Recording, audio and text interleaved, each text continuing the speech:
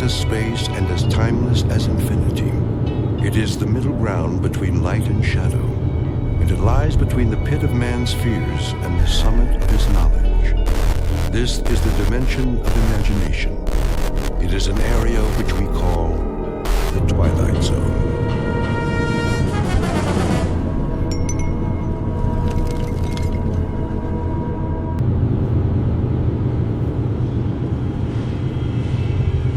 Keep 'em moving.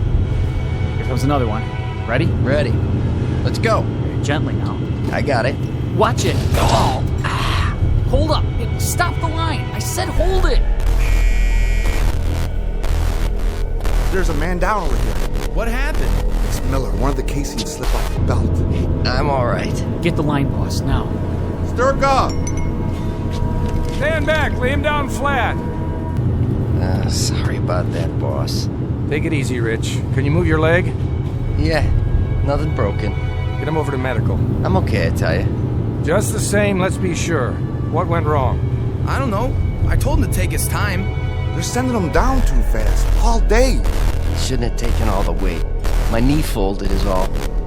Wasn't your fault. The whole base is working at capacity. They've got to slow it down. Slow it down? We're on condition red, you know that.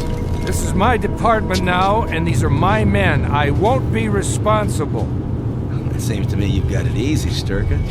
Beats testing the planes. Think about it. That's where you'd be, up in the wild blue yonder, if it weren't for... Regardless, this is my watch. Any more injuries? It's on my hands. Well, now it's academic, isn't it? Time to go home. Rich. Yeah? I want you cleared by the medics first. Okay. Here, lean on me, Miller. Hey, you need any help? No, I can shake it off. Come on, Sturka. Thank your lucky stars there was no payload in that assembly. I'll walk you to the gate. You don't mind, do you? End of shift. All employees, please clear the plant at this time. Proceed to the security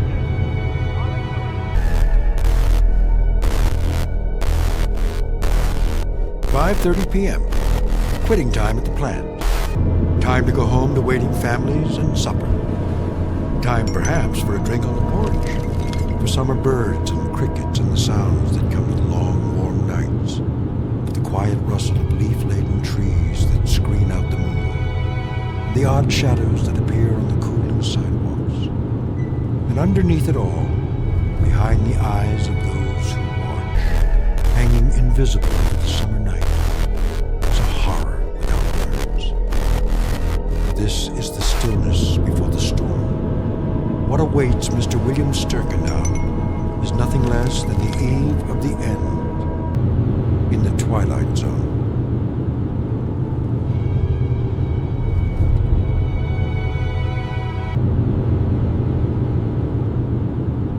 And now, The Twilight Zone and our story, Third from the Sun, starring Fred Willard with Stacy Keach as your narrator.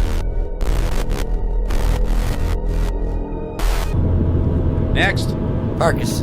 Chemical warfare. Parkinson, right. Next. Amberley, hydrogen armament. Check, move along. Mills, chemical weapons research. Where's your badge, Mills? Oh, right here. Check. Sturka, missile assembly? Got it. Thought you were on flight testing. I was, but they need all the manpower they can get on the floor. Keeping you pretty busy, huh? Very. I hear assembly's going on double shifts. That's what they say. Carling missile components. Okay, keep moving. Hold the gate, would you, Sturka? Sure. Long days, huh? Long enough. Say goodbye to coffee breaks. Your department's going full force, isn't it? Dawn to dusk. Ever wonder why? Well, I'll tell you. It's coming, boy. It's really coming this time. What is? The big one. I'll bet you while we're talking right now, the military's getting set, got it all mapped out. No way to know a thing like that. Talk is 48 hours. Wait and see if I'm not right. 48 hours. And we'll have it in the air. Whoosh! Up, over, and whammo. There goes the enemy. Obliterated. Finito. And what are they doing in the meantime? Who? The enemy. What do you mean, what are they doing? They're probably set to retaliate as best they can. Just a big waste of time, though, let me tell you. We get the first licks, so they can't do much. It's too late. Well, they can do the same thing if they want to. Whoosh. Up, over, and whammo. Absolutely. But not as many as we have. Not so perfectly aimed, not so efficiently launched. So instead of losing 50 million people, we lose only 35. Is that your point? You a defeatist, Sturka? Is that the way you think? I don't think anything. Then you'd better watch what you say. And what I think, too? Yeah, and what you think. You don't know who might be listening. That's right, I don't. Good night, Carling. See you tomorrow. Oh, you'll see me all right. Count on it.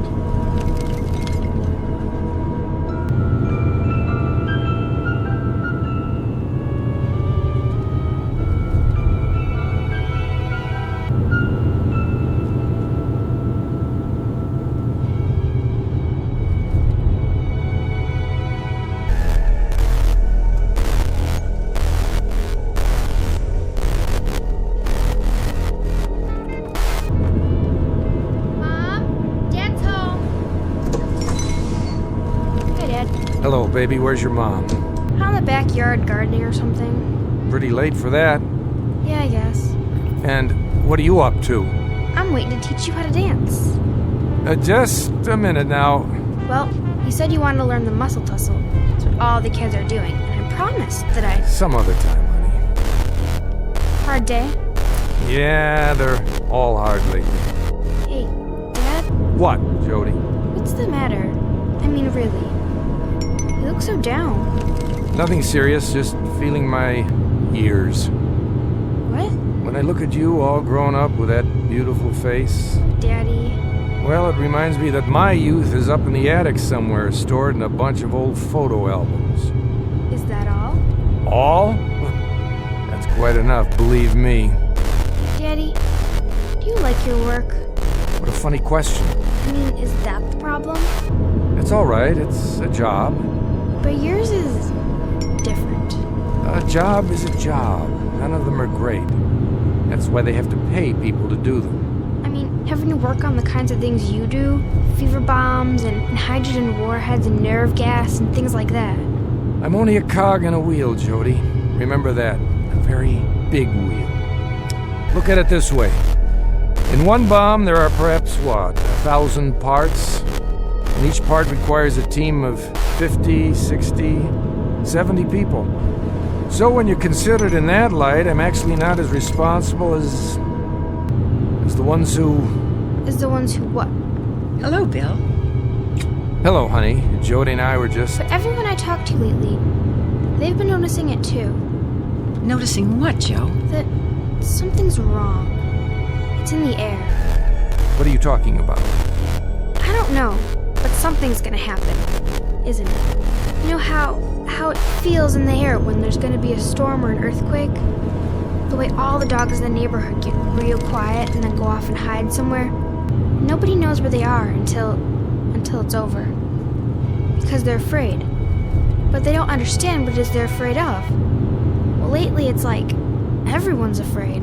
All my friends at school, everyone, Dad. Why? Jody, listen. Are you gonna tell me or not? Sit down for a minute. We'll both sit. I want to talk to you. About what? Jody, people can be afraid for a lot of reasons. Their jobs, money, what's going on in the world. But the main reason is when they make themselves afraid. Why would they do that? They don't realize they're doing it. It starts with what they hear on the news, with rumors, with things people say that aren't entirely true. People who play on their ignorance, their stupidity. And there are people who start these rumors, who seem bent on subverting every great advance, every fine idea ever thought up, every marvelous invention ever conceived by mankind. Subverting? That's right, Jody. They dirty it up. They take what they can't understand and make it sound crooked and devious and wrong. And then when they've ruined everything and it can't be fixed, they wonder what happened. And they ask why.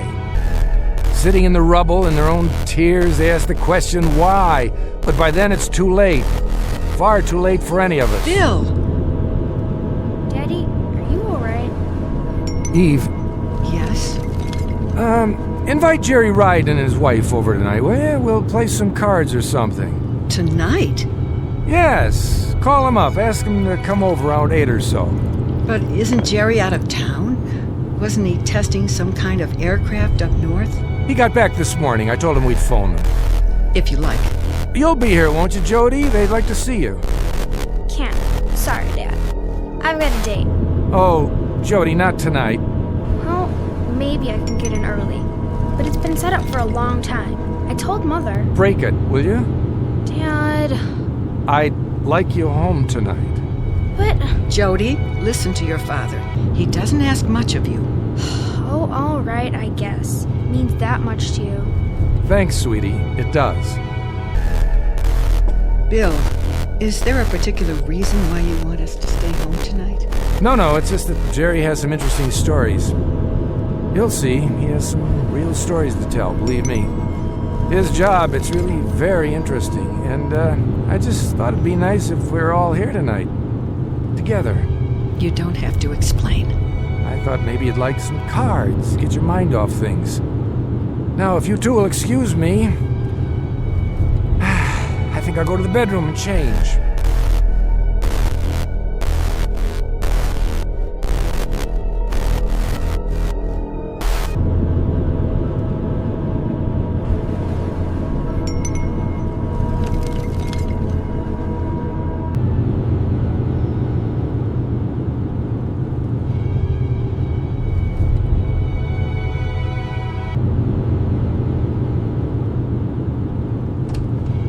Bill. What is it? That's what I'd like to know. Evie, please. What is going on? What do you think is going on? That's just it. I wouldn't know how to talk about it any more than Jody. But I have so much fear inside me that I can't give it words. Only feelings. Feelings aren't what matters. Bill, don't shut me out. I want you to tell me whatever it is. I'm not sure I know how. You mean you don't want to? Look at me. I'm your wife. Oh, Eve, there's so much, but now it's too late for words, for explanations, for debates about what's right or wrong. Try. Eve, remember what we talked about? The armaments on both sides and what might happen if things went too far?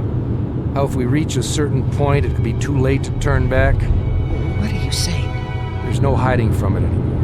No pretending it won't happen. I'm sorry, Eve. So terribly sorry, but it's coming. When? Probably within 48 hours. And there's nothing that you or I or anyone else can do to stop it. Not now. Will it be bad? It will be a holocaust. It'll be hell. The end of everything we know. People, places, ideas, the whole slate. All wiped clean. Did you say 48 hours? It could be sooner. Then what will we... Sit down, Eve. But if that's all the time we have... Sit down on the bed. I'm asking you... Listen very closely. We're leaving. You and me and Jody. Jerry and his wife. When? Tonight. Leaving? For where? I can't tell you that. I can only tell you that sometime between midnight and 1, we've got to be out of here. As far away as possible. And no one is to know. Not the neighbors, not our relatives, not even Jody. She might let it slip. We won't be able to tell her till we're already on our way. Oh, Bill. You have to be strong now. There's no time. Do you understand what I'm saying? Yes, but... Dad? Somebody's here. Be right down! Now? Why is someone here now? Stay here, I'll take care of it. But what if... Do as I say. Dad? Mom? Wait, Jody, don't answer the door yet. I'm coming. Bill, please, be careful.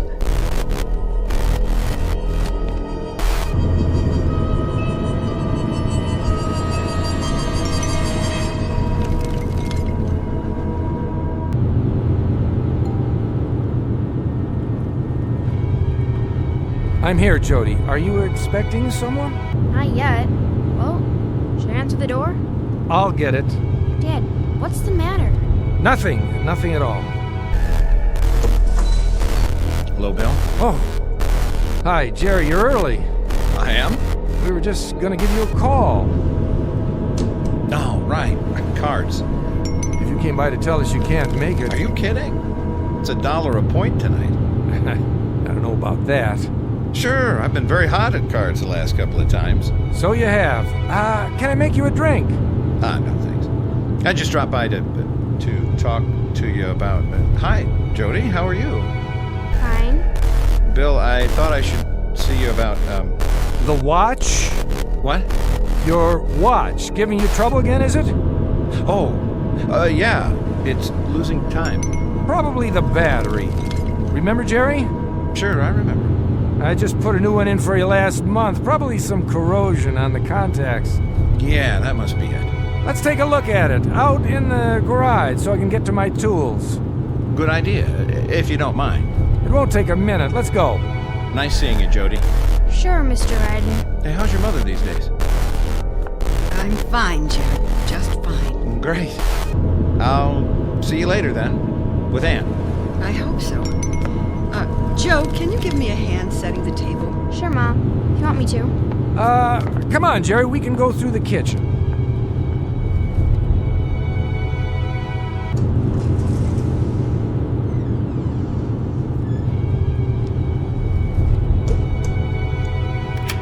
Here we are. Now then. Bill, Let's see that watch now. Take it off your wrist and I'll pop open the back. I've had to change the plan. Not yet. Here's your trouble right here, Jerry. See that? I'll use the drill to buff it down. Now? Keep your voice down. You haven't told? I told Eve. Jody doesn't know. Keep your head down and keep looking at the watch. And smile. Why? There's a window over there. You never know who's looking or listening. Oh, right. Lean in next to me. That's it. Now, what's the change? They put a different guard on. For the 1 a.m. shift. The man I know, the one I paid off, he clocks out at 11. And we have to move it up to just before 11. Can we do that? It'll be a lot tougher. More personnel on the grounds then. That doesn't have to make a difference. We'll tell them the same story. Your relatives are mine, and you've got clearance to look at the new ship. That's right. It'll still work. It has to. Did you explain it to Ann? Not everything. Only that we're in danger and we've got to get out. I didn't tell her where or when. Better that way. Jody will stay home tonight. I told her you were coming over later. You and Ann. Can you make it around 8? Yeah. There you go. I think that does it, Jerry. Hey, thanks. Just a little build-up on the contact points. You might want to have it checked over by a jeweler. I couldn't get all the corrosion out. I appreciate it, Bill. Very much. Best part is, I'm not even going to charge you. What was that? A cat, probably, outside the yard. I thought I saw something move at the window. Well, that's it, Jerry. You can put your watch on now. See you later. About 8?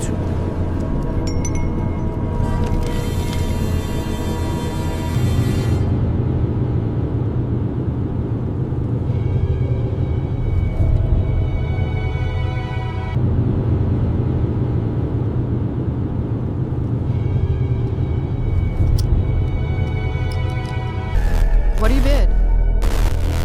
Jerry? I said... Nothing. The sand's garbage. You can't just throw it in again. Well, Jerry's got the right idea. I've got garbage, too. Well, who dealt this mess? You did. Whoa, she's got you there, Evie. Maybe we should give it a break. Fine with me. You okay, Jody? Sure. Just super. How about some lemonade and homemade cake? Sounds wonderful. I didn't give Jerry any dessert tonight. The rigors of a test pilot's wife. Oh, you. Let me help. I'll just get a tray. Jody? Yes, Mother? Will you give us a hand in the kitchen, please? Okay.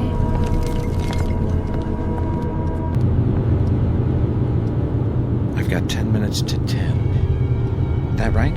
Yeah. The clock on the mantel's dead accurate. Everything's set then.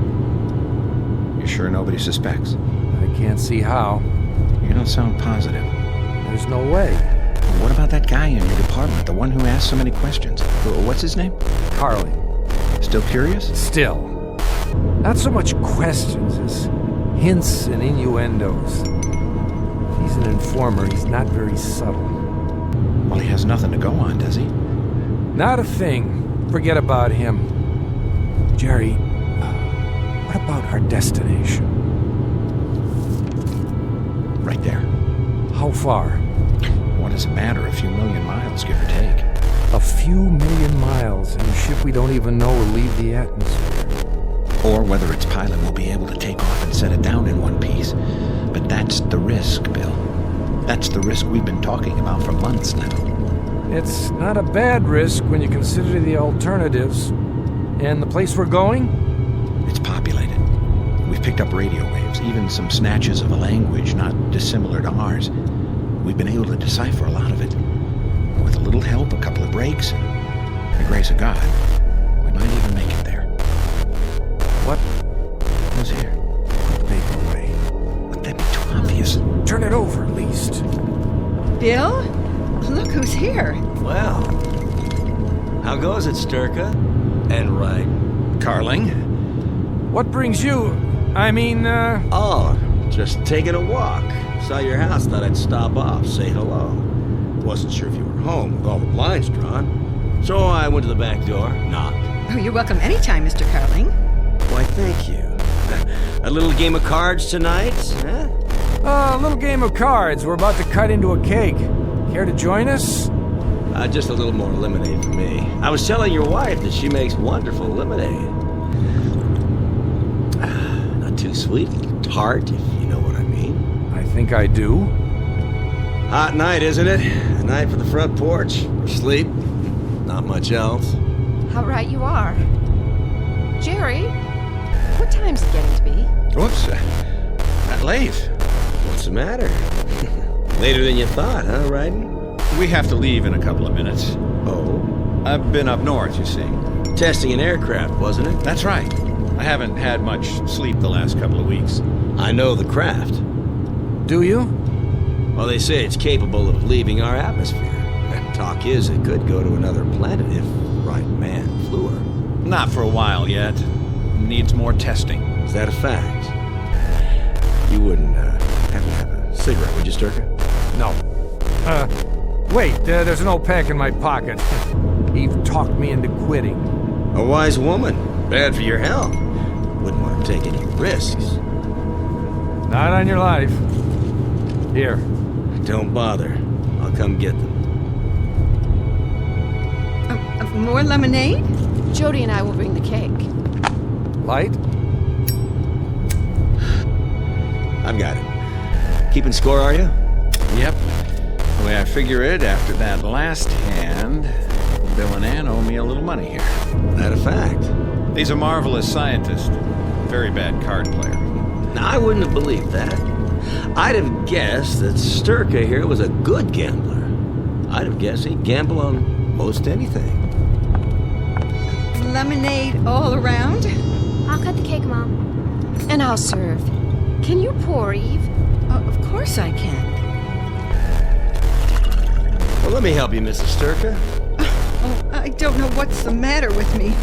I've spilled some. You seem nervous.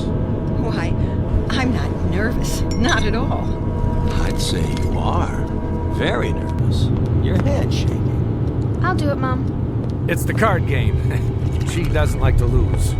Yeah, that must be it. Well, what do you know? It's all right here on this paper. What is? That's just some rough figures. According to this, you've lost a lot of money, Sturkey. But I suppose, what's between friends remains between friends. I'd better hold on to that. Don't sweat it, Bill. We don't have to settle tonight. Next week. Next week we'll give you another chance. You'd better. Next week, eh? You plan ahead. Way ahead. A week? That's nothing. I beg to differ. A lot can happen in a week. Even in 48 hours. What are you getting at? He's not getting at anything. Yes, he is. If there's something on your mind, why don't you come out and say it? Go ahead, Carling. I'd like to hear it. There's nothing on my mind. Nothing at all. Well, I better go on home now. I'll show you to the door. Thanks. I'll see you at the plant tomorrow. Bright and early. Pretty night. Clear as a bell. Take a look up there. Nothing but stars. Ever wonder if those stars have planets? And if those planets have people on them too? Maybe even people like us? That thought's crossed my mind. Ever think maybe you'd be better off there than you are here? That thought's crossed my mind too. I have no doubt. See you in the morning then? Yes, in the morning.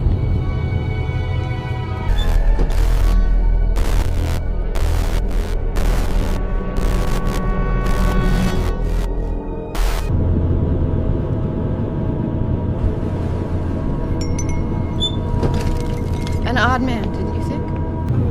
I don't know. The way he kept watching us? Like he expected someone to let something slip. That's just Carly. What time's it getting to be? 10 already. What was that all about? Come along, honey. Help me clean up. No, I want to know. I don't like that man. Why was he here? Why are you all... You're gonna have to tell her. But Jerry, do you think that's a good idea? Tell me what? Will somebody please? Jody, baby, listen. This is very, very important. What is? We're leaving here tonight. What do you mean leaving? There's a ship over at the government field. We're all going to get in the car and drive there. But why? Listen to your father. We've had to bribe a lot of people to get to this point. The ship's loaded with supplies. Enough to last for a long time. You've been planning this? I don't want to leave. All my friends... This is our last chance. We've got to leave here tonight. Jerry, I'm frightened. What's so special about tonight? Because the world as we know it, this world, won't exist much longer. What? It's about to blow itself up. With the help of a few misguided people. And it looks like it's going to happen by morning. And by morning, where will we be?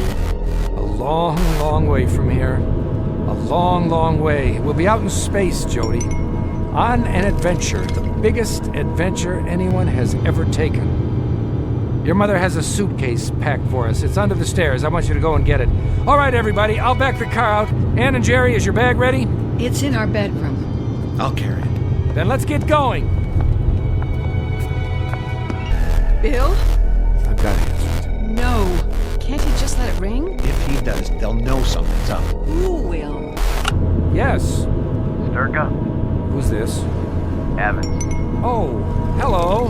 I'm afraid I'm gonna have to ask you to do something. And what's that? I need you back at the department. When? Tonight. That might be difficult. I know, and I'm sorry, but something's happening. A new level of alert. We're asking all the crews to report in. I don't know how I can... We're sending a car for you. It's on the way now. I'm in bed. So was practically everyone else I called. Get out of bed and put your clothes on. You don't understand. I'm ill. How ill? Bad cold, fever. That's too bad, but this is urgent. Top priority. I wouldn't be much use to you. Nothing less than rigor mortis would excuse you tonight. The car will be there in a few minutes. Bill? That was my division head. They're working around the clock tonight. They're sending a car for me. I knew it. We'd better get out of here right now. I'll get the bag. And I'll get ours. Eve, did you hear me? Yes, I heard. I just have to put these glasses away first. And the cake, so it won't spoil. Leave it! Leave it, honey. Just let it go. Everything. All right, if you say so, Bill. I suppose someone will wash them, won't they? Doesn't matter now. Do you hear me? Do you understand what I'm saying? Yes, as soon as I get my purse and my keys. Do you see my keys, Bill? I don't know where they are. I can't go out of my house without my keys. How would I lock the door? I couldn't, could I? Why, the house would be wide open. It wouldn't be safe. Eve! Oh, but that's foolish, isn't it? I'm being silly. Because We're not coming back here, are we? Never. Not ever.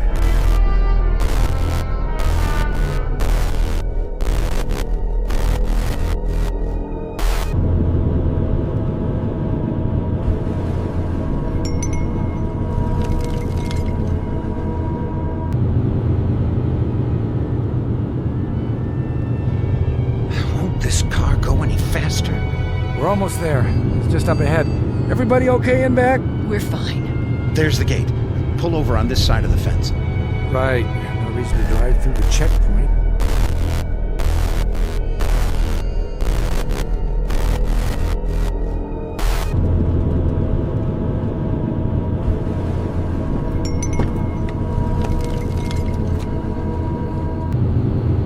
Stay in the car for now. It's awfully dark. It won't be if they put on the searchlights. What if they do? They won't, unless there's a security breach. For now, we're only observers. Government property starts at the fence. Dad, look. Out there on the field. What is that thing? It's our transportation. Yep. That's it. But it doesn't even look like anything I've ever... I know. It's top secret. The craft I was testing. It's an experimental design, a prototype. Will it fly? It did up north. Bill, who's that? Oh, it must be our contact. That's him. It has to be. Why is he carrying a flashlight? Give him the signal. Eve, lean over and flash the headlights once. If you say so. Wait a minute. That's not... Good evening, Sturka. Fancy meeting you here. I could say the same. A long way from home, aren't you? It was my idea. I told him to drive out and see the ship. That's quite a story. You don't honestly think anyone will believe it, do you? Jerry, he's got a gun. Now take it easy, Carling. Just stand there quietly, you two. Very, very quietly. Don't make a move. Wouldn't want to set off any alarms. What do you want? Name it. Would you mind getting back in the car? Sure, Ed. Just do me a favor, huh? Put the gun down. In the car. The front seat, please. What for? We're going for a little ride to the checkpoint. And I'll be in the back seat. Is that necessary? Would you three ladies be so kind as to get out? The two gentlemen and I have an engagement with the authorities. They have nothing to do with this. In that case, they have nothing to worry about. Someone will be along for them in a moment. Now step out, please. If you insist. Careful with the door now. Slowly. No, Mr. Carling. You be careful. Oh! Get the gun! I got it! Give it to me. In 1 second. Sturka, you don't realize what you're doing. Don't I? Oh! Bill, is he... Get in the car, Jerry. The gate's open. We're going through.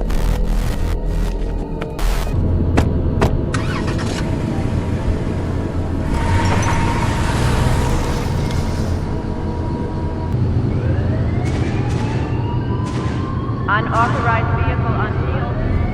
Unauthorized vehicle unsealed. Guard Unit 7, approach and apprehend. Approach unauthorized vehicle.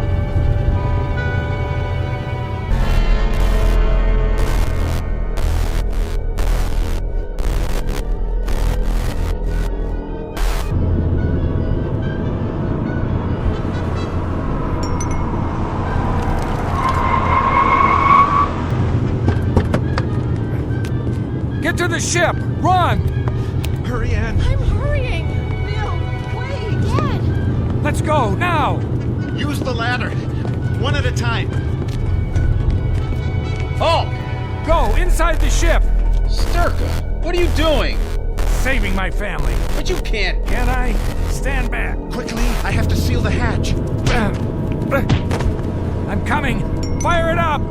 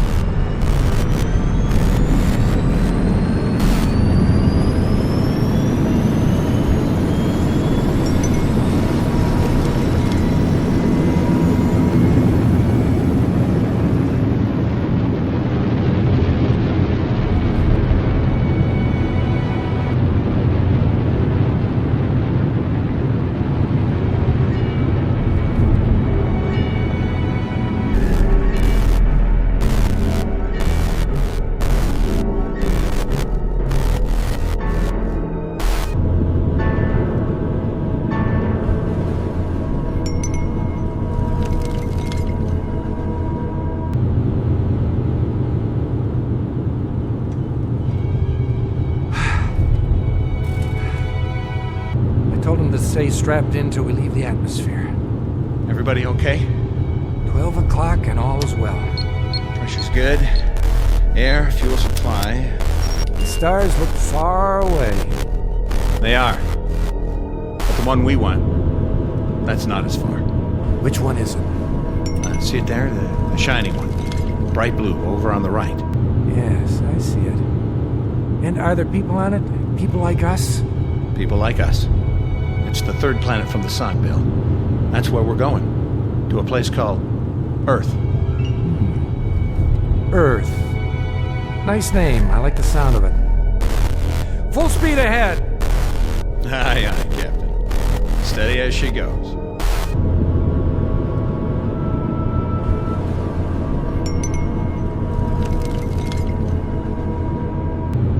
One tiny ship heading into space. And behind it, a doomed planet on the verge of suicide.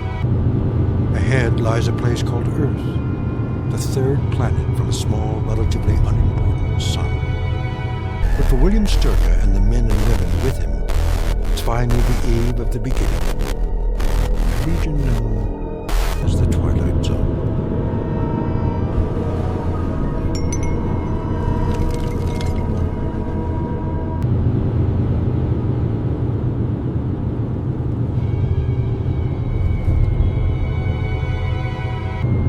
Hi, this is Carl Amari, producer of the Twilight Zone Radio Dramas. I'd like to take a moment to tell you about our official website at twilightzoneradio.com, where you'll get the latest news and information on these Twilight Zone Radio Dramas. Plus, at twilightzoneradio.com, you can digitally download 3 free episodes or any of our episodes for only $1.95 each. In this age of ever-changing technology, we've decided to make these episodes instantly available to you by making the Twilight Zone Radio Dramas a digital download-only series. This means that this series will no longer be offered on CD. The CD collections at our website are now being offered while supplies last at buy one, get one free. So be sure to get your favorites before they're sold out. Be sure to visit us often, and I'll see you in the zone.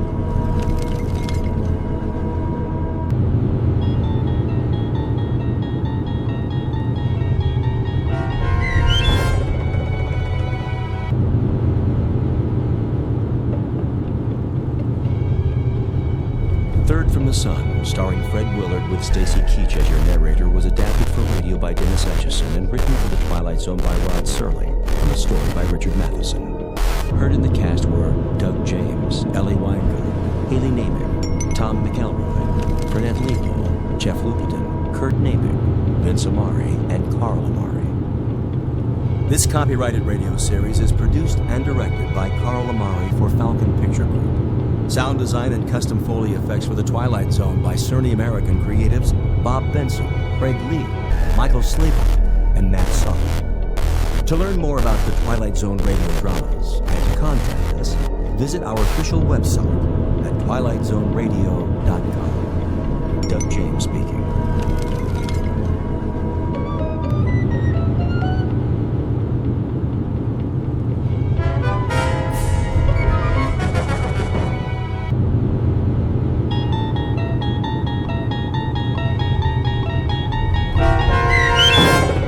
Time Element, starring Bobby Slayton, with Stacy Keach as your narrator, was adapted for radio by Dennis Etchison and written for The Twilight Zone by Rod Serling. Heard in the cast were Mike Starr, Maggie Carney, Craig Brawley, Elizabeth Lado, Jeff Lupetin, Doug James, Kurt Namick, Sarah Marks, Roger Wolski, Bo Nortel, and Carl Amari. To learn more about the Twilight Zone radio dramas and to obtain audio cassettes and CDs of these programs, visit our website at twilightzoneradio.com. The producers of The Twilight Zone wish to thank CBS Enterprises, Carol Serling, Dennis Etchison, Dick Brescia Associates, Claire Simon Casting, Terry Jennings, XM Satellite Radio, Sirius Satellite Radio, our sponsors, and our radio affiliates for helping make this series possible. This copyrighted radio series is produced and directed by Carl Amari and Roger Wolski for Falcon Picture Group. Doug James speaking.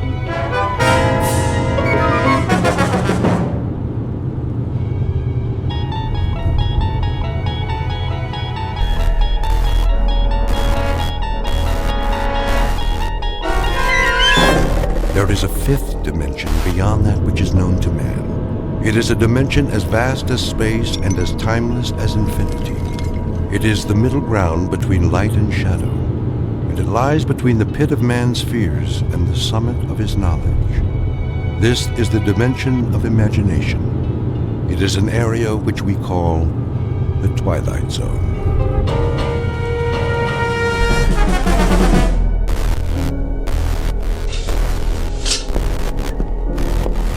Now, Mr. Jensen, I think I have the basics here.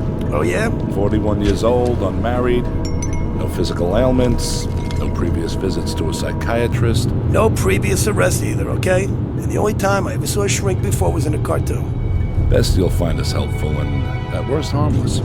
Cigarette? No thanks. Do you mind if I smoke? Hey, go ahead. It's your office. Now then, your occupation? Oh, gosh, various jobs. Part-time bookie, I was a car dealer. I tended a bar one time, right down the street from here. A couple of doors down. Andy's place. I was a butcher. Highly successful butcher, too. Knew how to make my thumbs weigh 12 pounds on the scale.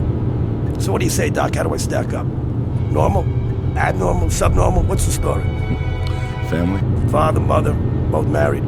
Scranton, Pennsylvania. My old man was a coal miner. Coal? Yeah, you know, little black things that people used to put in the furnaces. Sounds like interesting work. Oh, it does. But maybe you ought to go to a psychiatrist. Hey, you know, I think I will take one of those cigarettes. Surely. What, do you want me to pull up a couch now or something? Not if you're comfortable in the chair. Let's begin, shall we? Nothing shakes you up at all, does it, Doc? How do you mean? Oh, I don't know. Everything's all calm and cool.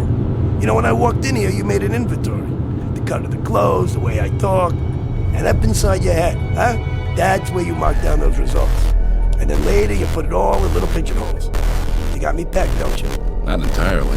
You figure you're talking to maybe a minor league horse player, huh? Maybe I'm a little hungover, maybe a little buggy in the head. But either way, about 40 degrees tilt. And my cigarette went out. Here. All right. Pigeonhole this, Dr. Gillespie. If said minor league horse player tells you some half-witted story, can you tell him if he's maybe off his rocker? Without Sigmund Freud and all that junk? Huh? Can you tell me in plain English what is wrong with me? I can try. All right? Here goes. I keep having a dream. Crazy dream. Are you writing this stuff down? Go on. I'll make notes on the things that seem pertinent. Well, I don't know if any of this is pertinent, because it probably sounds nuts. Sounds nuts to me. There it is. I'm listening. I've had this dream maybe, I don't know, 5, 6 times. What kind of dream? The real kind. How do you mean? Have you ever had a dream that you swear was real? I guess we all have. Over and over again? The same dream? The same dream, identical. Never changes. Tell me about it. It always begins the same way. I'm lying in bed, and I just wake up all of a sudden, right? I open my eyes, start looking around. And what do you see? Hotel room. You know, nothing fancy. I mean, nice, regular. You know, like Venetian blinds, like you got here. So I get up, go across the room with my bare feet, all right? I'm wearing pajamas that definitely are not mine. And I open up the blinds. Bright sun, blue sky, beautiful day. Beach, palm trees. Like a vacation, you know? So open up the window. You get those French doors, whatever you call them. What do I hear? Steel guitars, ukuleles, you know, that hula music. The only thing is I've never been to Hawaii in my life. I don't even know what Hawaii looks like, except, you know, what you see in the movies. But it's as real as anything. And here's the crazy part. I don't know how I got there. But I do know, as well as I know anything in my life, that I'm supposed to be thousands of miles away. And there's nothing, absolutely nothing, Doc, that I can do about it. And that's when things get really weird. I mean, just bizarre. Once upon a time, there was a psychiatrist named Arnold Gillespie and a patient whose name was Peter Jensen. Mr. Jensen walked into the office exactly 9 minutes ago. You might want to make note of that. It is 11 o'clock, Saturday morning, October 5th. You might want to make note of that, too. Very specifically. It may seem trite to be so specific about the hour and the day, but in this case, it's of extreme importance. Because this isn't just a story about a man with a recurrent dream, one whose meaning the good doctor is about to help him unravel and sort out. Nothing so simple. Involved in this story is something new, not found in any textbook, Freudian or otherwise. Something we'll call, for want of a better term, the time element.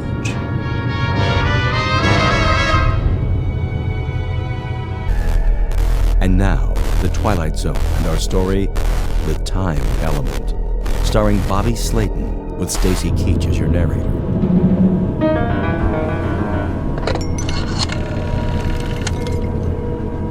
Front desk. Hey, tell me something. So, I got in pretty late last night, didn't I? I beg your pardon, sir? I asked you if I got in late last night. Is this 206? I don't know, is it 206? I really don't know, Mr. Jensen. I wasn't on duty last night. Yeah, how about a morning paper? Oh, should be one in the hall outside your door. Yeah, thanks. That's perfectly all. What do you call this place, anyway?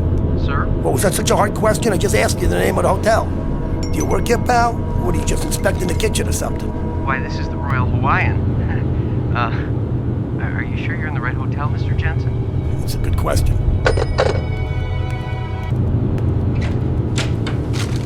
Here's the paper. December 6th. December 6th! What kind of crazy? Maid service. Did you sleep well, sir? Yeah, that's a moot question. Do you want me to clean the room now? Hey, do you want to explain the gag to me now? Excuse me, sir? Do me a favor. Deliver a little message for me. You tell the guy, whoever put you up to this, that I'm going to knock out his teeth one by one. I don't know what you mean. Yeah, and take the phony newspaper with you, all right, lady? This is October. October, sir? What's October? What's October?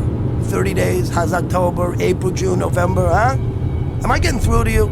This month right now, it's October, right? I don't believe so, sir. It's December. It's what? December the 6th. Yeah, that's what I thought you said. December 6th. Are you all right, sir? Oh, yeah, I'm just fine. I'm fine. Except that obviously I've just come down the home stretch of the biggest toot in the history of man. You're telling me this is December. Well, last night I was in New York City. And it was October. If you're not feeling well, I can come back later. Not feeling well? You know what? That's the champion blue ribbon understatement of the year.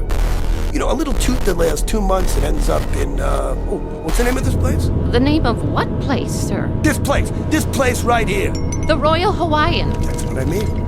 Since when is there a Royal Hawaiian Hotel in New York? It isn't in New York, sir. It's in Honolulu.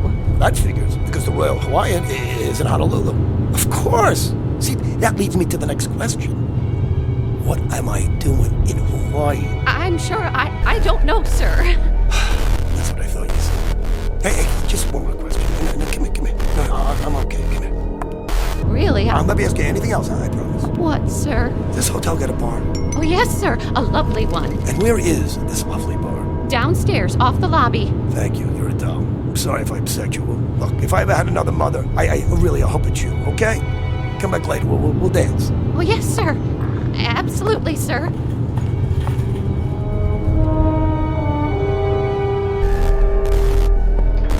How you doing, pal? Hello, sir. The bar's pretty crowded. I can show you to a booth if you like. There's one by the window. No, I want to sit at the bar. There are no seats left at the bar, sir. Look, let me ask you something.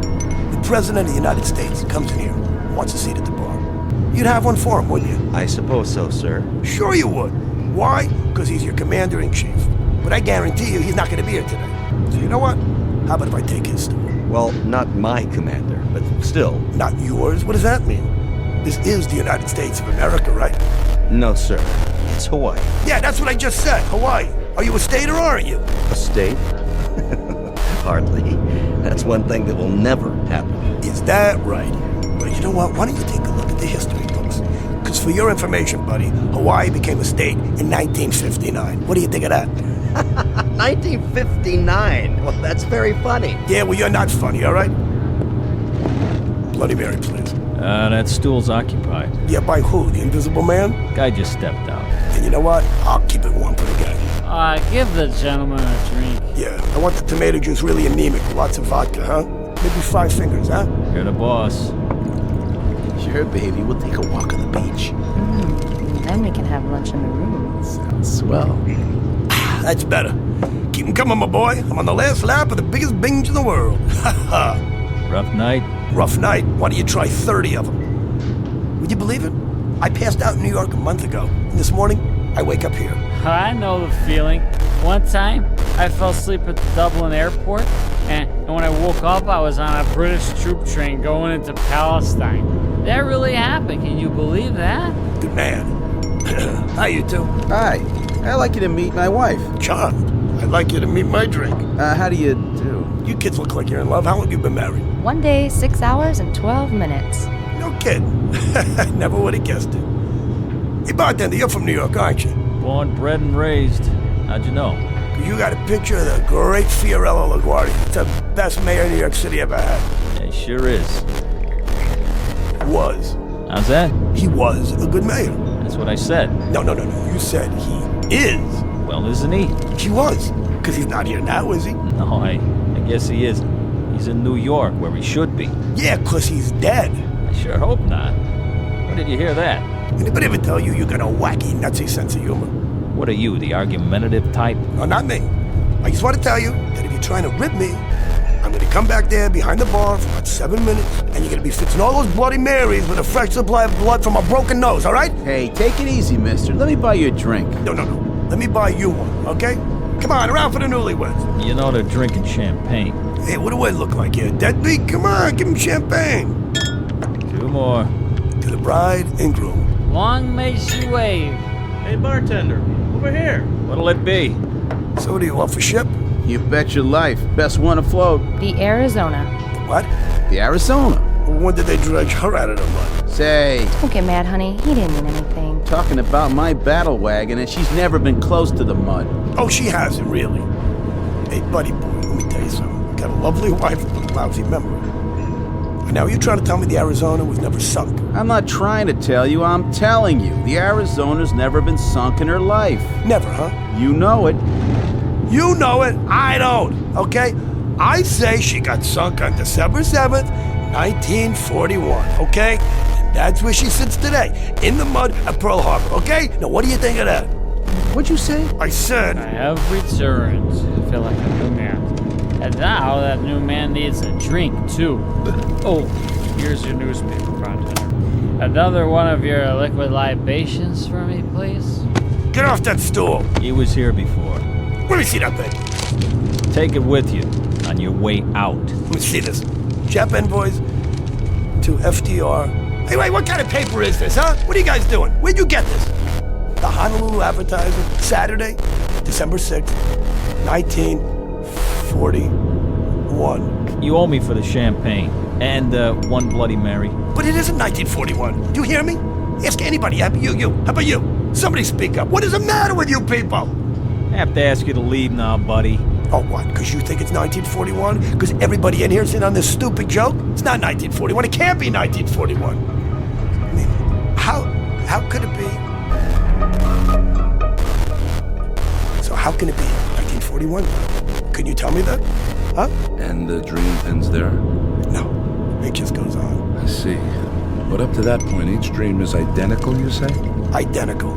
Hey, you remember going to the door of the bar and looking out in the street? And I see all the cars. 1939, 40, 41 models, nothing newer. Go on. All right, get this. And this is what separates the men from the wacky. I don't think it's a dream, Doc. It's not a dream. Make all the little chicken tracks you want on that little piece of paper. What I'm telling you here is the goods. I believe you. You do? Then why don't you call up the sanitarium and tell them we'll take a double room? Because you're nuts also. I mean, I understand why you think it's real. Some dreams are extremely realistic. As often as not, they're impossible to distinguish from reality. No, you don't get what I'm saying. Look, it isn't just that it's real while I'm asleep, Doc. Well, I'm telling you this. It's still real. It's still real even when I'm awake. All of it. Look, I've had dreams like everybody else.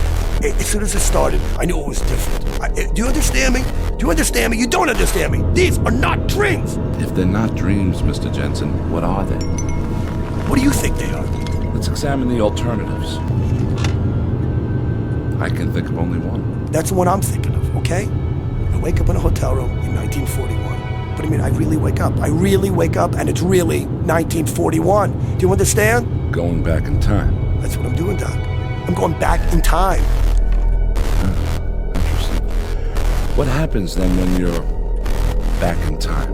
You sure you want to hear this? I do. Then hold on to your hat, Doc, because from this point on, things go completely screwy.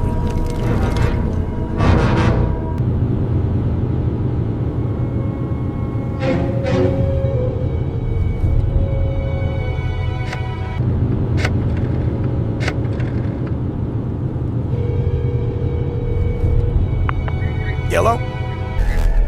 Want to place a bet? Well, are you a bookie or not? All right, then. I'm going to take Joe Lewis over Buddy Bear. What are the odds on Lewis?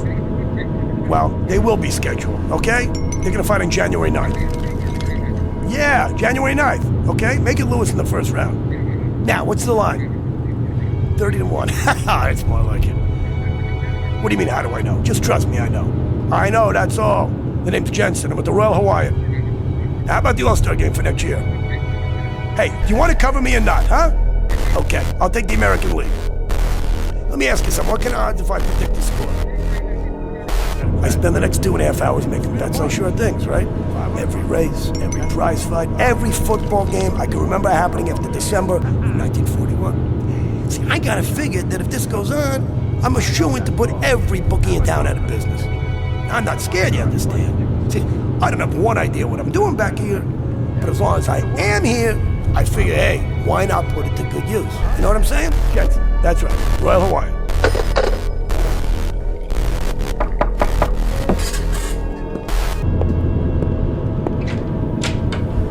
Oh, hey, how are you, buddy?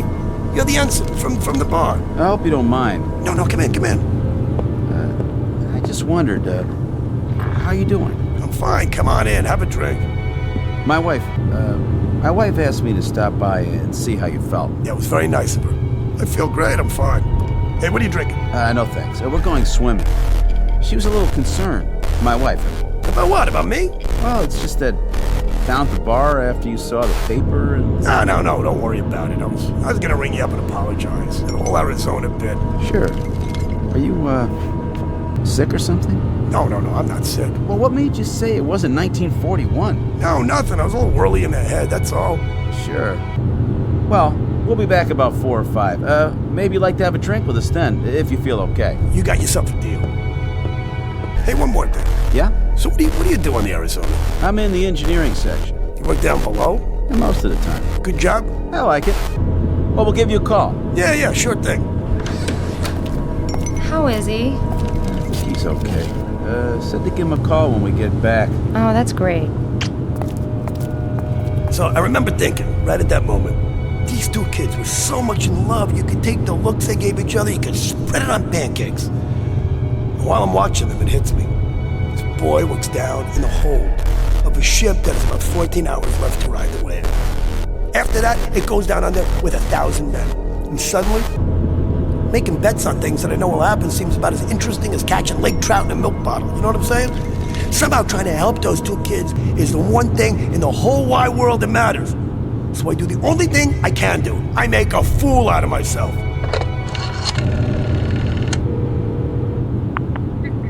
Hey, front desk? Hey, I need directions to get to the Schofield barracks. Yeah, right. Yeah, U.S. Army base.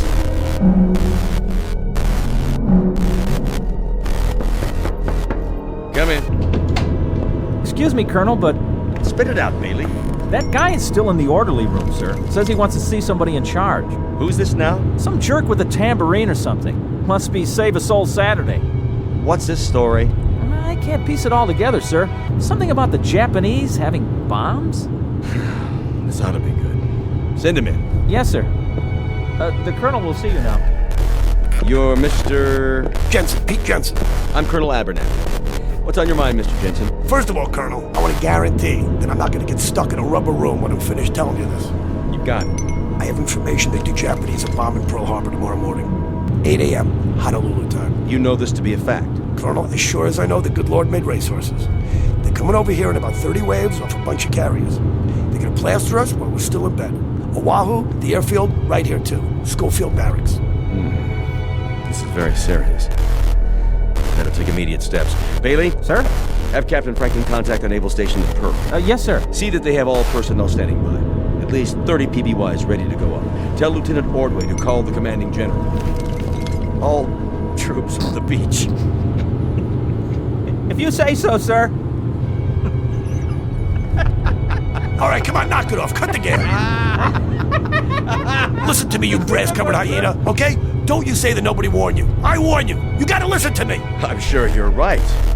Now you can leave peacefully, Mr. Jensen, or I'll have you escorted outside. Can walk by myself, okay? And if anybody grabs me, you're gonna have to call the medical corps on the double. We don't appreciate that kind of talk. Is that a fact? And what do you appreciate, Colonel, huh? Maybe you'd appreciate a big punch in the jaw. All the trouble I take for getting over to try to save you people. And this is what I get?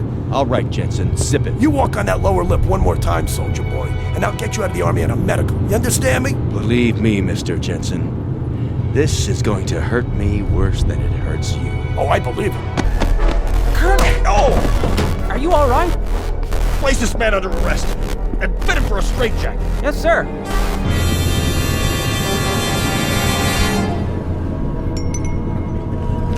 Then what happened? Well, finally they let me leave, right? After I answered some questions about what year it was. Did I know who the president was? I had some trouble with the vice president. Truman, of course, sure. But, Roosevelt dies, Truman takes over, then it's Eisenhower. Good thing I didn't mention Ike. At 41, he was still a light colonel on the general staff in Washington. Think of it. They never heard of rock and roll, jet planes, TV, atom bombs. Anyway, they decided I was harmless. So on the way out, I gave him a V sign and told him to buy some more bonds. And after that? What am I going to do? I had my shot. So I figure I'm just going to spend the rest of the day drinking quietly. Of course, the next morning they come looking for me to give me a bronze statue, but then it's going to be too late, I didn't care anymore. What am I supposed to do? But I'll tell you something. There's some feeling to watch those kids relaxing in the bar with their dates and their drinks. Everything was fine. They had a future. And all was well with the world, But tomorrow there'd be a couple of thousand of them on their way through hell to get to heaven. Oh, yeah. Likewise. Hey, you know what you were talking about this morning? I got a vague recollection. About the Arizona being sunk? Knock it off. You don't believe me? Well, you don't see me bleeding, do you? I'm not trying to drum up an argument. I just wanted to show you something. Take a look out the window. See that ship in the harbor? That happens to be the Arizona. So I guess somebody got their signals crossed. She's still afloat. I said knock it off. Mr. Jensen? Yeah, hi. Have that drink with us? Yeah, sure, thanks. Yeah. How was the swim? That was wonderful. So how long's it been now? 32 hours and 15 minutes. Oh, they said it wouldn't last. Mr. Jensen? Try Pete. Pete. Well, are you all right now? Yeah, I'm fine. I'm all right. Why? It's just that this morning, you seemed so sure it was another year. I did. Hey, look, honey, I'm kind of mixed up here. Look, I didn't mean anything personal, all right? I told you to forget it. Oh, boy, look at you two. What's the matter? I lied just now. I wasn't kidding. The Arizona is going to be sunk. Are we on that again? Yeah, we're on that again. Listen to me, Lieutenant. Ensign. Whatever. I got no axe to grind, you understand? Tomorrow morning, I'm going down to the basement so I can cuddle up to a furnace and listen to the sirens. You said you're an engineering officer. That means you're down near the boilers. I'm telling you, at about 20 minutes past 8 in the morning, there's not going to be any boilers. You understand? There's not going to be any decks, and there won't be any ship left. That goes for a lot of boilers, and a lot of ships, and a lot of decks. Not to mention handsome young ensigns with new brides. Please, don't talk like that. I gotta talk like that. December 7th, 1941 is tomorrow for you, but it's history for me. Do you understand? Last night, I was in New York City, and it was years from now. I've lived through those years. I know what's gonna happen. I know it sounds crazy, but I know it's gonna happen. Hey, you. No more trouble, huh? Hey, you shut your mouth. Nobody's talking to you. Hey, look, you're nice young kids.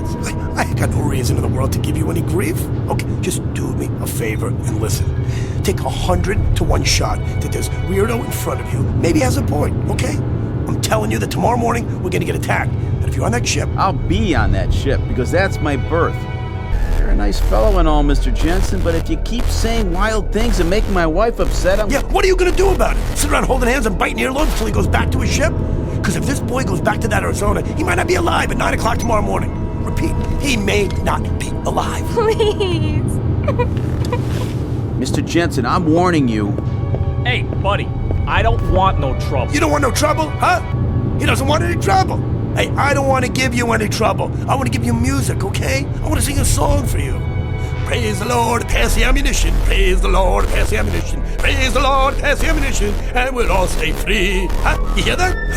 It's what you're all going to be singing. Want another one? Oh, how does it go?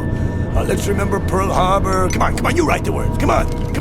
All right, buddy, that's it. Shut up.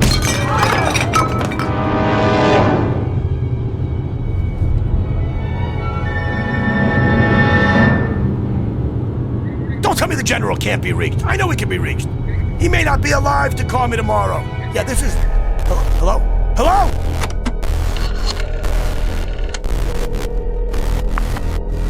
Yes, I want to call Navy 7096. 7096, yes, that's right. Hello, is this a naval station? Yeah, let me talk to whoever's in charge. Yeah, hello? Listen, I have some information here. The Japanese are going to attack Pearl Harbor, right? Hello? I said the Japanese are... Hello? What are we going to do? It's almost too late. Time is 8 o'clock. It's 8 o'clock in the a.m. 8 o'clock, that means it's December 7th. It's December 7th already. What are we going to do? Why wouldn't anybody listen to me? Why? I told you they were coming. I told you they were coming. I told all of you. I told you.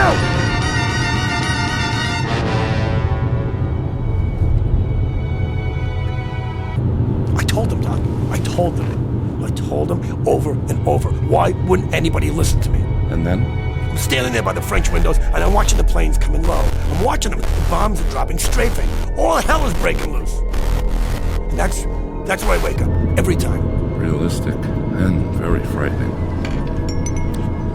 How long did you say it's been going on? Every night for a week. And always the same? Everything. The ensign and his girl, the bar, me trying to call from my room, and the moment I see the planes coming in. Mr. Jensen, I won't attempt to analyze that dream, except to say this. Very often we dream with a purpose. It can signify something deeply rooted in the subconscious. The things you dream about may not be what's really bothering you. Well, don't try to out-logic me, Doc, okay? You think I'm nuts, don't you? I know what I know. I can't explain it. But that's why I came to see you, because I thought maybe you could explain it.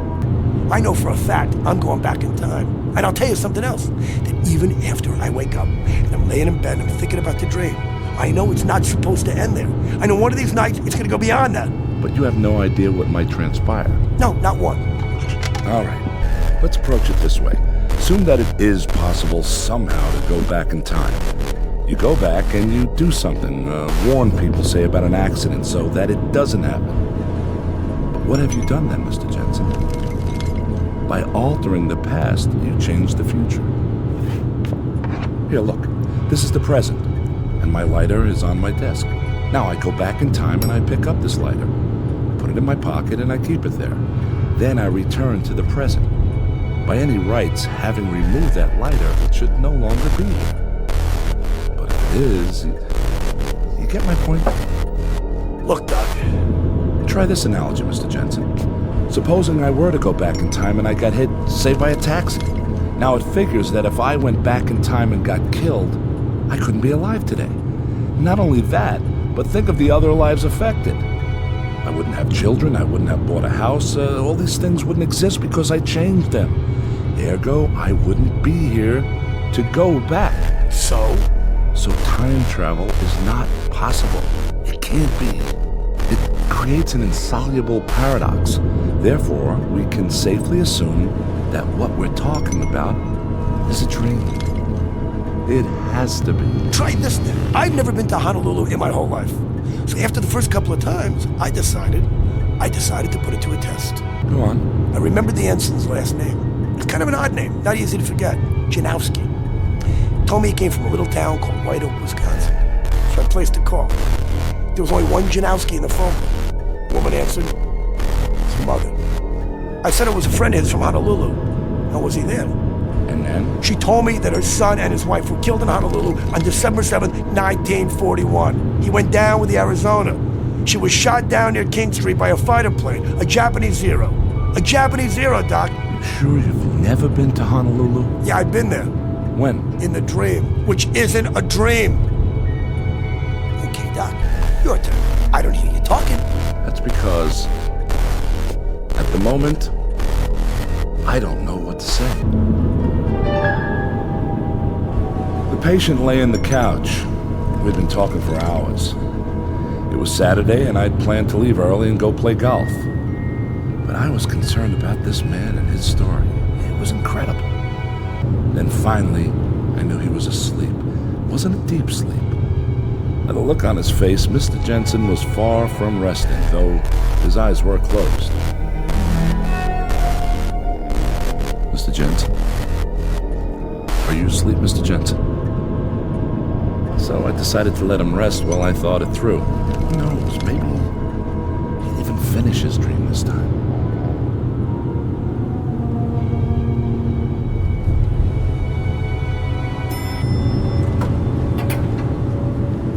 How's your eye, Mr. Jensen?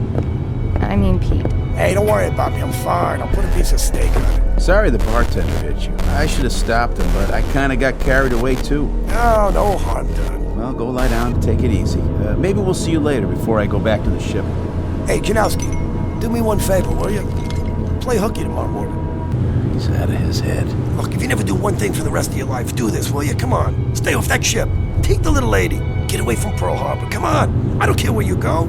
Get on a Pan Am and go to the Canal Zone. Anywhere, but just get out of here. That's a great plan. And you know what it would cost me? Only my commission in the Navy, that's all. Jimmy, forget it. If you don't go, you know what that's gonna cost you?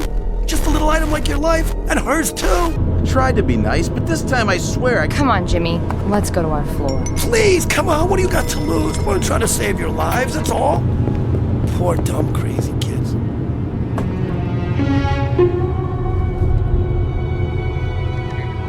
Don't you tell me the general can't be reached. I know he can be reached. He might not be alive tomorrow to call me, please. Hello? Hello?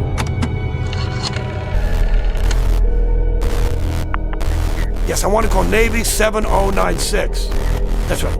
Hello? Is this the naval station? Let me talk to whoever's in charge. This is Ensign Lamers. It's my watch and it's your nickel, so go ahead. What's on your mind? Listen to me. The Japanese are going to attack Pearl Harbor. Who? What are they gonna do? I said the Japanese... What have you been drinking? I'll tell you what. Take a nice shower and dive into a percolator. Good night. Hello? Hello? It's almost too late. What am I gonna do? What am I gonna do? Again, what time is it? 8 o'clock in the a.m. Already 8. That means it's December 7th.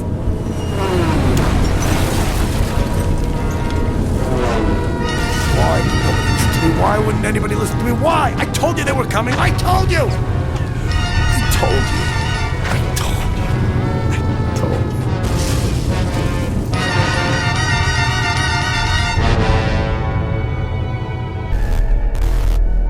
I stood there at the window for a long time, thinking about Mr. Jensen and his problem, his dream. I knew I had to wake him and send him on his way, at least for now. I could give him some sleeping pills, maybe a program of therapy, till I could talk to some doctors that I knew and ask if they had ever had a case like this one. Mr. Jensen? Mr. Jensen? It's getting late. I'm afraid I'm going to have to... Mr. Jensen? Mr. Jensen, where did you... Carol? Yes, Dr. Gillespie? What happened to the patient? The patient? Jensen. I didn't realize he'd slipped out. I let him fall asleep on the couch because he looked so exhausted. I don't know anything about him, Mr. Jensen, Doctor. The man who was in my office all afternoon. It's a good thing there were no other appointments. I hope you have his number. I wanted to schedule a series of sessions starting next week. I'm really sorry, sir, but I don't show any appointments at all today. I was wondering how long you needed me. I have a date this evening, and... Hold on. You mean to tell me a man named Jensen didn't walk in here and ask to see me? Big guy, shirt with flowers on it? Why, no, sir. I've been here the whole time. I thought you wanted me to stay and work on the files. All right, Carol, that will be all. You can go now. I'll lock up. Yes, sir. Good night, sir. Try this analogy, Mr. Jensen. Supposing I were to go back in time and I got hit, say, by a taxi. Now it figures that if I went back in time and got killed, I couldn't be alive today. Alive tonight. Alive tonight.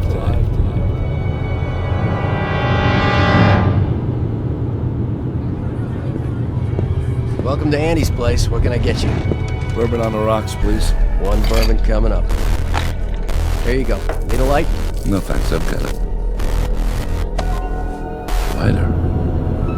Yes, I do, right here. In my pocket. Cheers. Happy dreams. Same to you. Problem, mister? No, it's just that picture there. The one in the frame on the wall? Ah, yeah. Group of men in uniform. All except one in a flowered shirt. It looks familiar. Pete Jensen. He used to attend bar here a long time ago. You heard of him? Jensen? No. I don't remember that name. He looked familiar, that's all. Where is he now? Him? He's dead. He got killed before I was born in Pearl Harbor. What, down here? Sure. 2 more of the same. Once upon a time, there was a psychiatrist named Arnold Gillespie, and a patient whose name was Peter Jensen. You might want to make note of both names for the record, should you ever run across either one in a textbook. It is now Saturday, October 5th, at exactly 5:10 p.m. You might want to make note of that, too, if you're even remotely interested in a new theory about something we'll call, for want of a better term, the time element, at least as it is measured in the Twilight Zone.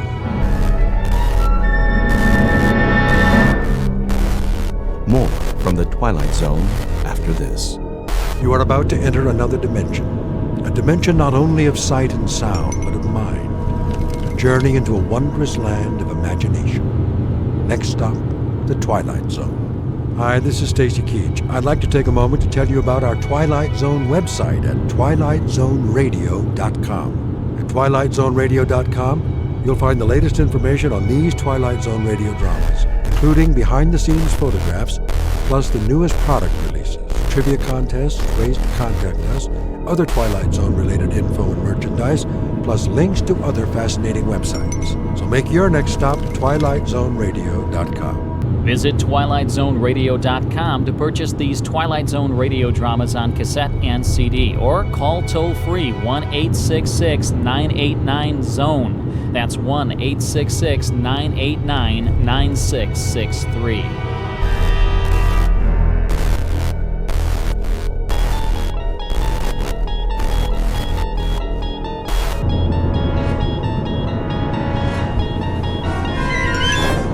There is a fifth dimension beyond that which is known to man. It is a dimension as vast as space and as timeless as infinity. It is the middle ground between light and shadow. It lies between the pit of man's fears and the summit of his knowledge. This is the dimension of imagination. It is an area which we call the Twilight Zone.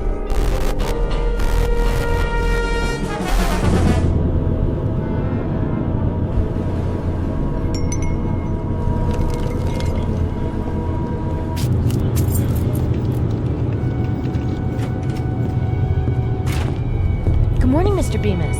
Oh, hello, Cheryl. How are you today? Fine, just fine. You're on time, I see. I was getting worried. Were you? I thought you'd be here already. Well, normally I would be, before Mr. Carswell noticed it. I had a bit of a delay, though. What happened? Well, I decided to stop by the library on the way. A few books, to return. But they've changed the hours. They have? Yes. Do you believe it? Opening later, closing early. It's getting harder and harder to check out a book. Scarcely any time at all. Well, don't they have a slot or something for returns? Oh, they do.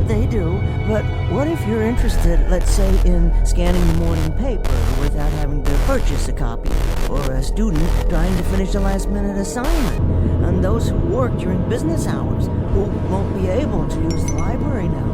The right to read is slipping away and no one seems to care. Oh, here he comes. Get ready. As ready as I'll ever be. Morning, Mr. Carswell. Morning, Miss Anderson. Bemis. Good morning, sir. Glad you decided to join us. Better late than never, I always say. 7 minutes to go. Let's open the bank on time today, shall we? Yes, sir. Scrooge. What? The boss in A Christmas Carol? Doesn't Mr. Carsville remind you the least bit of Ebenezer Scrooge? Well, I don't think I've read it. Really? Well, you should. All of Dickens' Christmas stories, as a matter of fact. They serve as a fine introduction to his novels. Nicholas Nickleby, Oliver Twist. Time to open the front door, Mr. Bemis. They're lining up out front. Oh, yes, of course.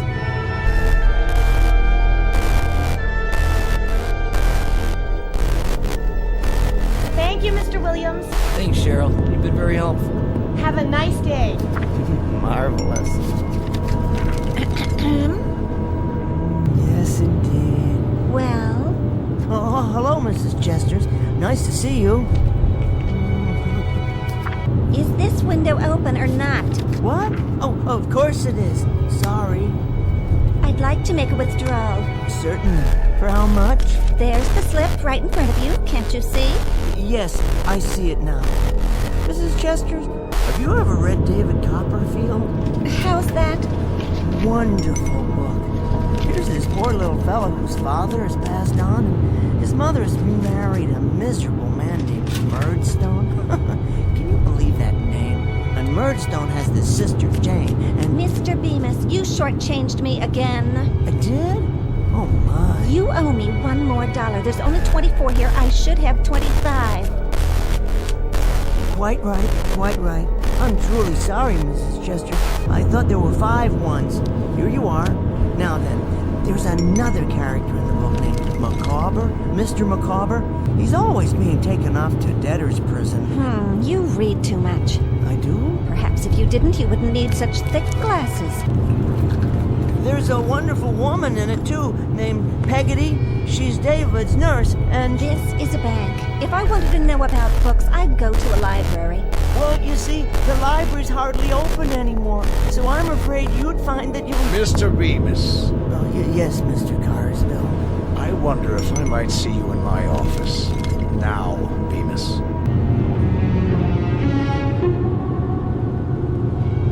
The time is the day after tomorrow. The place is anywhere, so long as it can accommodate a bank, a main street, and a library, along with a myopic little man with Coke bottle glasses named Henry Bemis. The gentleman in question has only one passion in life, and that is to read. Mr. Henry Bemis, conspired against by browbeaters and henpeckers, and by clocks whose hands waggled disapprovingly and always disallowed the moments he'd prefer to spend on his favorite pastime. Today, however, Mr. Bemis will finally have his chance to read anything and everything in a world much different from the one he knows now. A world without bank presidents, a world, for that matter, without anyone at all, located in a place called the Twilight Zone.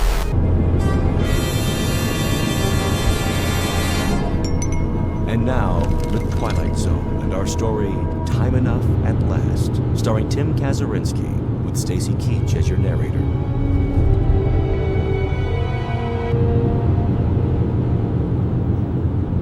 Did you hear what I said, Bemis?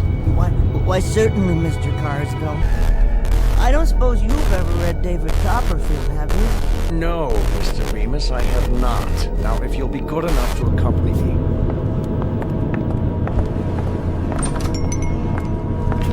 Now, Bemis. Yes, sir? I shall come to the point of this interview.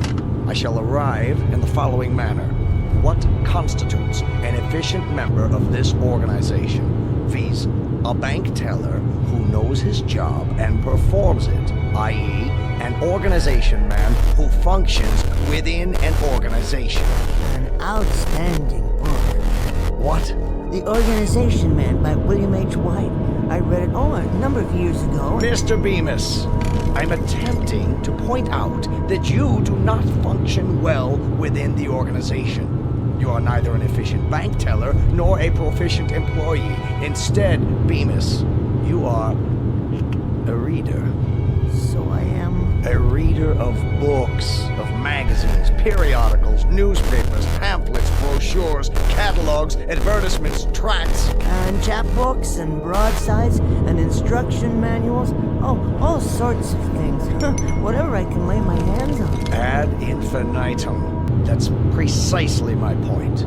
When you're waiting on customers, you have an open book in your lap. Don't deny it. When you're balancing the daily tally sheets, one eye is on a printed page. I see you going into the vault downstairs during your lunch hour, book in hand. Well, sir, with all due respect, it was my understanding that when I'm off the clock, my time is my own, in a manner of speaking. Indeed it is. A very important point. Do you know how I became the man I am, Bemis? Let me see, no. No, I don't. I was a teller once myself.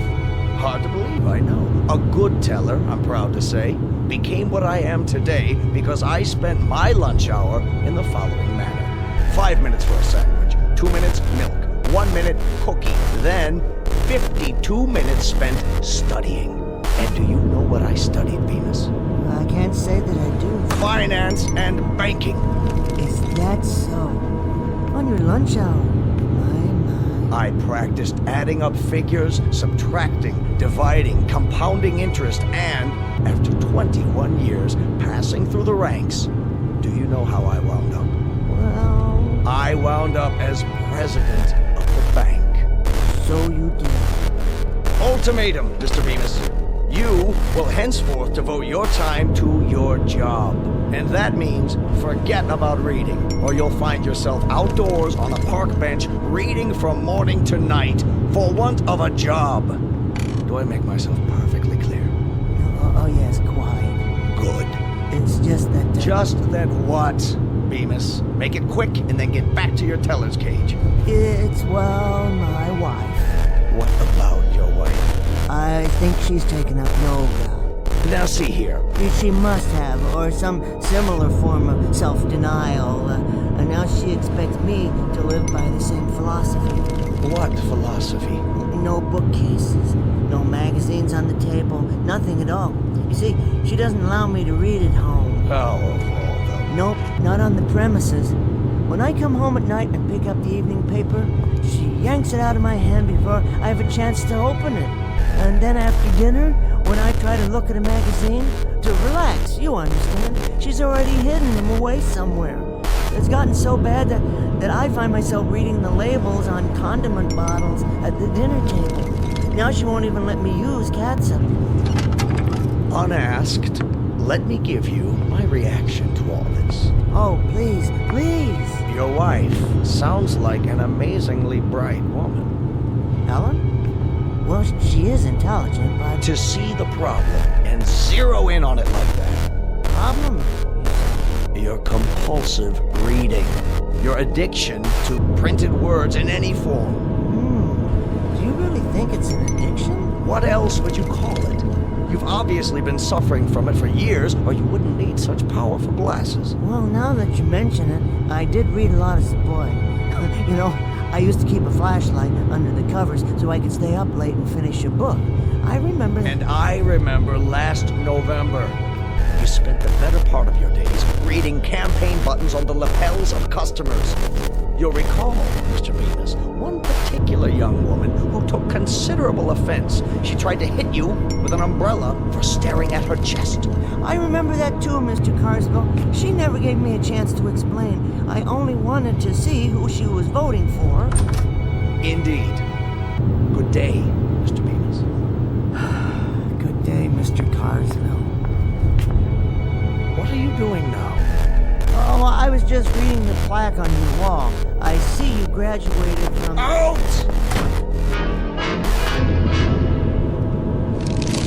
Let's see now. Stocks down, more weapons testing. Henry?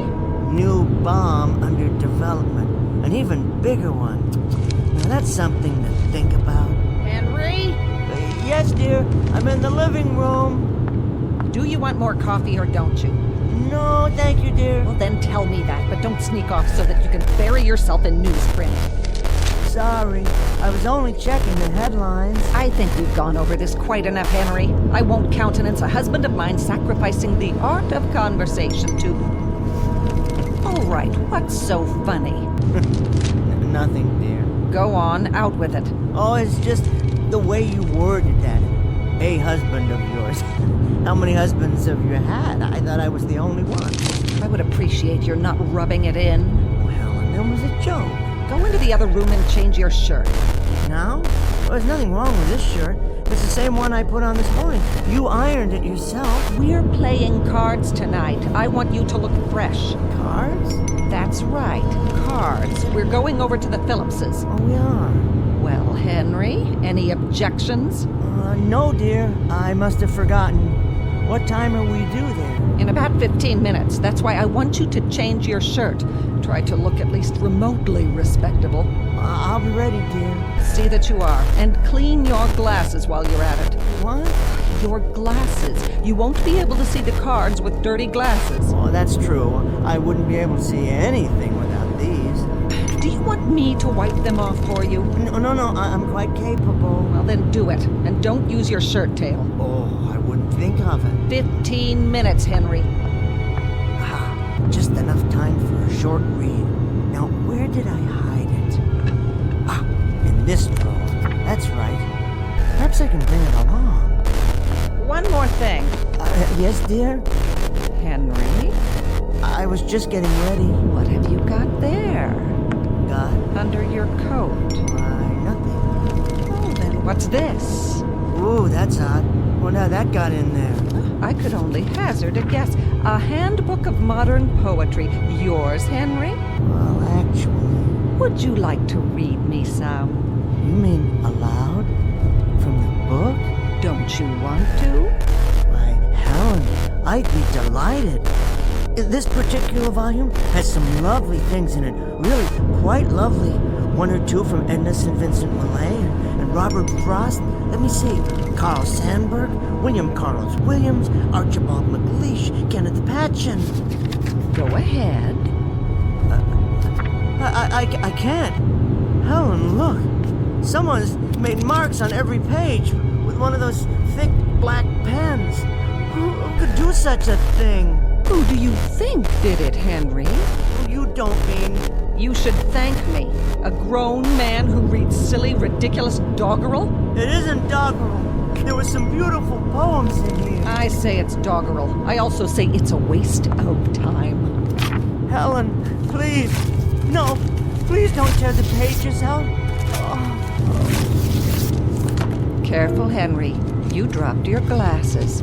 Just think, without them, you wouldn't be able to read any of this. Watch out! You'll step on them. I might, accidentally. And then where would you be? You couldn't see a thing. Of course, then you wouldn't be able to play cards, or go to work either.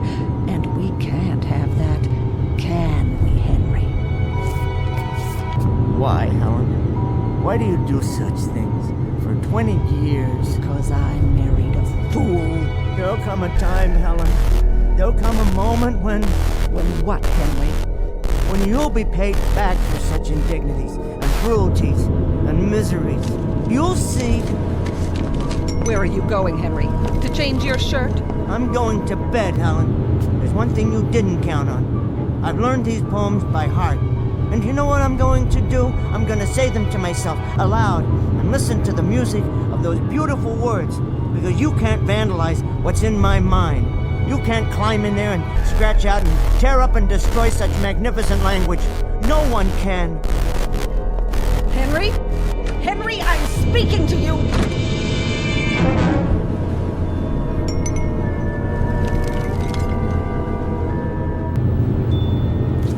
90, 95, 100. Thank you, Mr. Miller. Thank you, Mr. Bemis. Always a pleasure. Next. I'd like to put this in my checking account. Of course, if you'll kindly fill out a deposit slip. Okay, I'll step aside. Oh, take your time. There's no one else in line at the moment. A constant remembrance that at a bank, like a political office and a public trust, blah, blah, blah, something about a sense of loyalty and a devotion to duty. These are the things that make a bank great. They are of the essence, or some such. With them, an institution like ours will remain strong. Everything all right in there, Cheryl? I think so. What's he up to? Mr. Carswell? He's dictating a speech for the bankers' meeting next Thursday. He wanted me to bring him the quarterly report. Isn't that something? Well, he needs to know the figures, deposits, holdings. Dictating, you say? His secretary will type it up and correct it, fix the grammar. Why? Well, she always does that for him. It's her job. But why can't he write it out himself? The speech, I mean.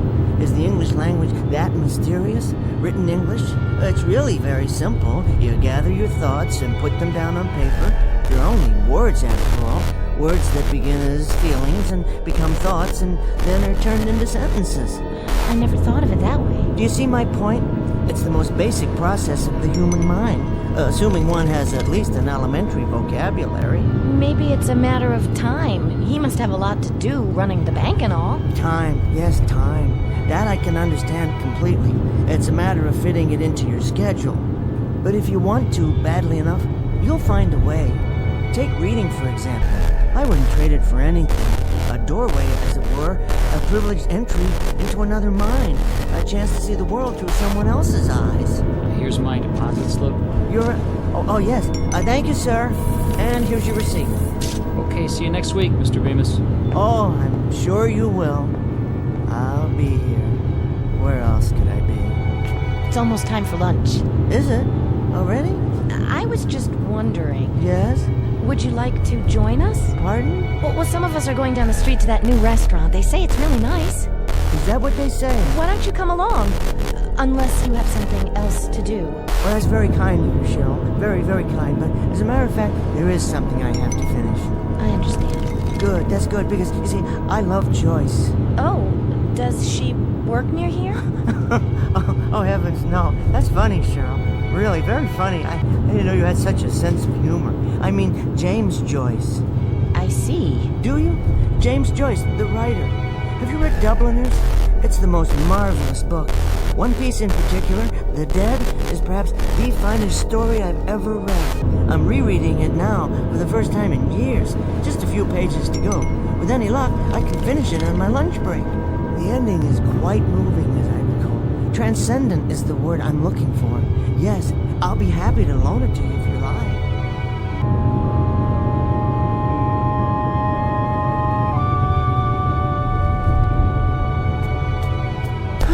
Here we are. Peace and quiet at last. There just isn't any place quieter than the vault of a bank. All I have to do is pull the door closed and voila! My own private lunchroom and reading room. Now, let me see. What's for lunch today? Sandwich? Apple? Something to drink? What more does a man need?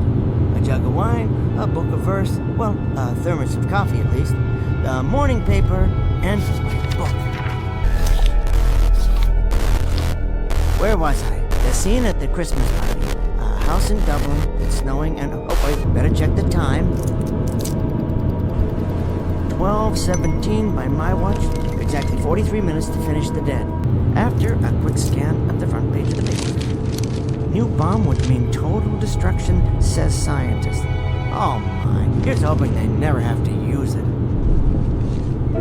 What in the world? That sound, what is it? Something outside? Pocket watch. The crystal's broken. Not in my glasses, thank the Lord. Oh, now the lights have gone off.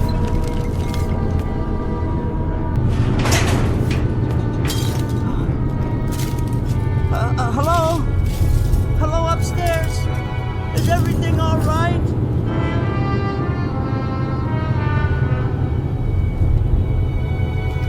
It's all smashed. Ruined. There's money everywhere. Will you look at that? Mr. Carswell? A constant remembrance that at a bank, like a political office in a public trust, Are you in here, sir? what matters is a sense of loyalty and devotion to duty. Mr. Carswell? So in conclusion, etc., etc., that's my speech for the Thursday night bank with Miss Jackson, with revision. Type that up in triplicate. Type that up in triplicate. Type that up in triplicate. Type that up in triplicate. That's only the dictation recorder. Mr. Carswell's phone. I don't suppose it still works.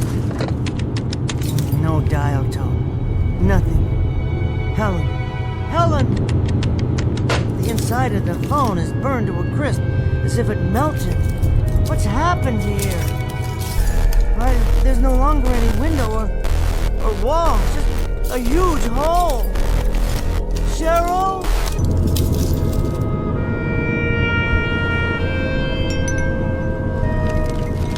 Cheryl, my friend. You were my friend, weren't you? My only friend. Now you're gone too. It's all gone.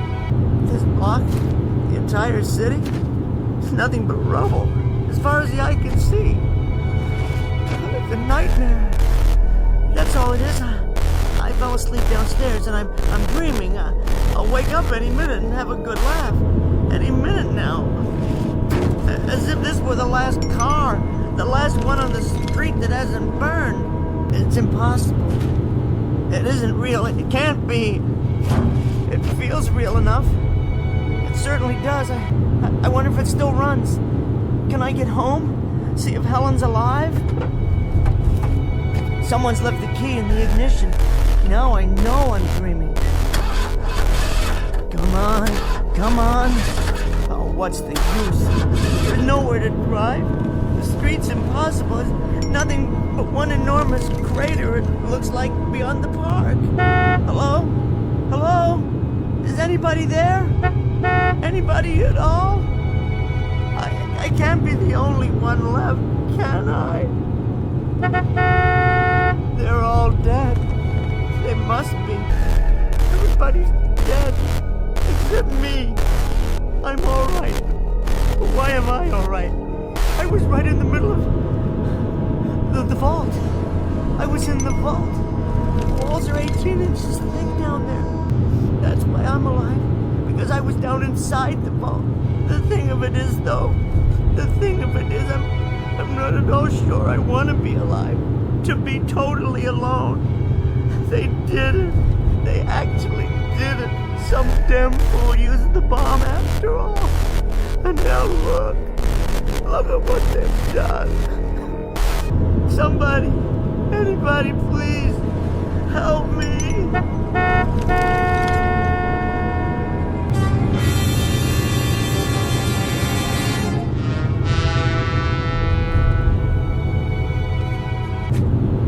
I am born. Whether I shall turn out to be the hero of my own life, or whether that station will be held by anybody else, these pages must show.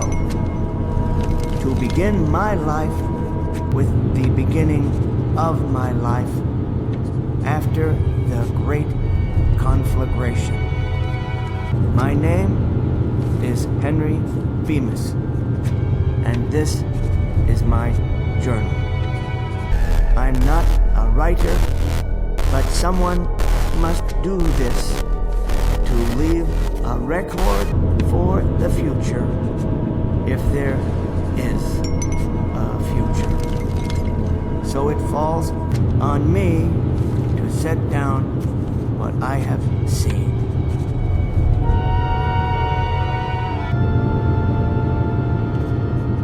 Day 2, as far as I can tell, the city is without life. After sleeping through the night in an abandoned furniture store, I awoke and went in search of food. The markets in the area are fully stocked. The canned goods appear to be undamaged.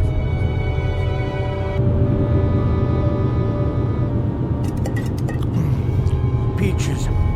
Always did like peaches. Good meal. Very good. Soup, beef stew, vegetables, and dessert. A well-rounded menu, if I do say so. Something from each of the food groups. Well, almost. At leaves approximately 900 cans in this market alone. At least I won't starve to death. It'll last for a few years. All the food one man can eat, and then some. Have to remember to carry a can opener. Time to go shopping. Some more of this, a few cans of that. Ah, the gourmet section. Smoked oysters, delicious. Imported caviar.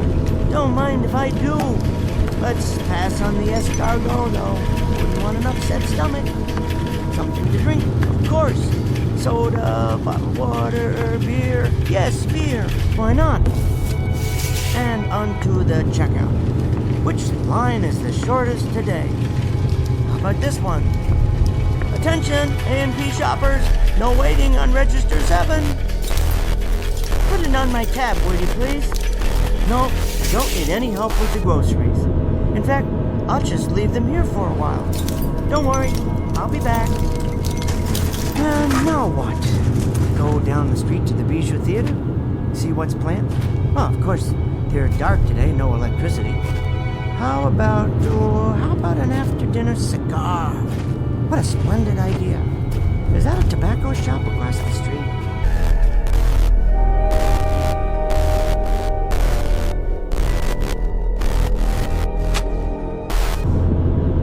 Wonderful cigar. Finest imported leaf. Rich, full body. Better take a few with me. And pipes, yes, a new pipe and some tobacco. I've always wanted to smoke a pipe. I do believe it suits me. Next stop, the post office. No, laundromat. Or jewelers. Suppose I could pick up a new watch, but I wouldn't know what time to set it. And it doesn't matter. What doesn't matter at all?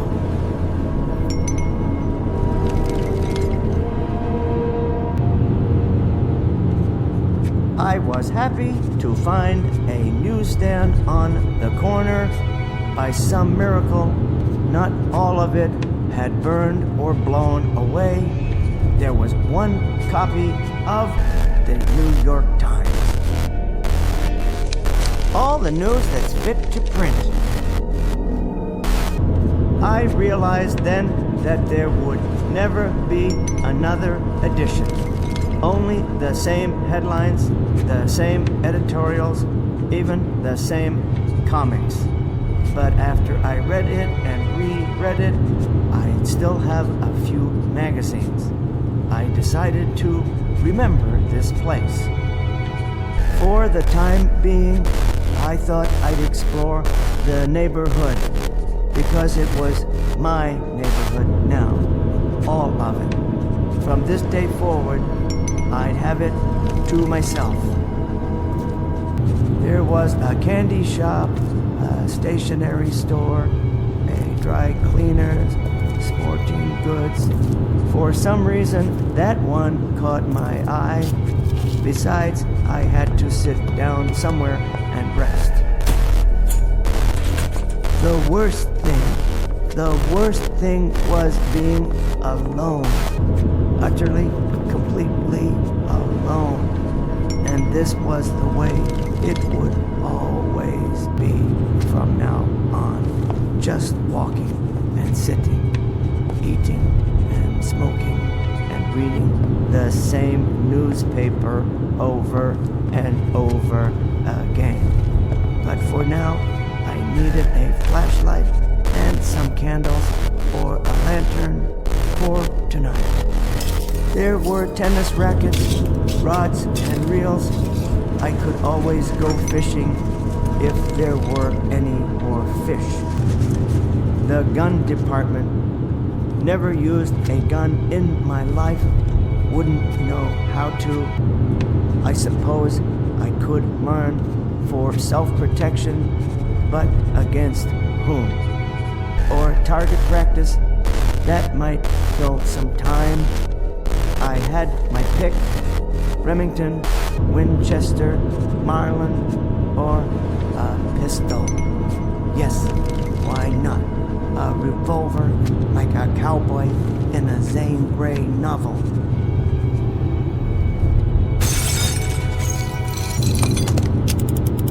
It felt strangely heavy but balanced, as if it belonged in my hand.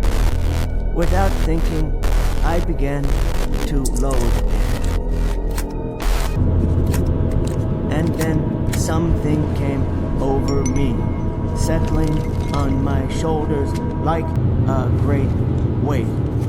The sadness of it all, the pity, the loneliness, and the sheer, utter waste. I thought, what does it matter now? What does it matter? Who will know? Who will care? It doesn't matter one bit. So I raised the gun and looked at it, how well made it was, finely machined, polished to a bright silver shine, and so carefully balanced the way it rested in my hand. It doesn't make any difference. It doesn't make a bit of difference. This is perfectly all right. I mean, this is solitude. I should be grateful. I've never had much of that. I've got things to occupy my time. I've got enough food. I'm really extremely fortunate. If it weren't for the loneliness, the sameness, it were just something else, someone. I'm sure I could be forgiven for this, the way things are now. I put it to my head and cocked the hammer. If there is a God, surely I'll be forgiven. And then I saw it. Wait, what's that? I could see the entire next block through the hole in the wall. And there it was. I adjusted my glasses and read the sign from here. Public Library!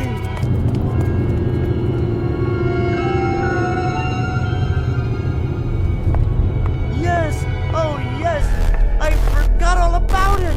But you're still here, aren't you, my greatest friend? You who have never failed me. Not burned at all. Why, the whole interior is untouched. There are thousands of books here, tens of thousands, all waiting to be read.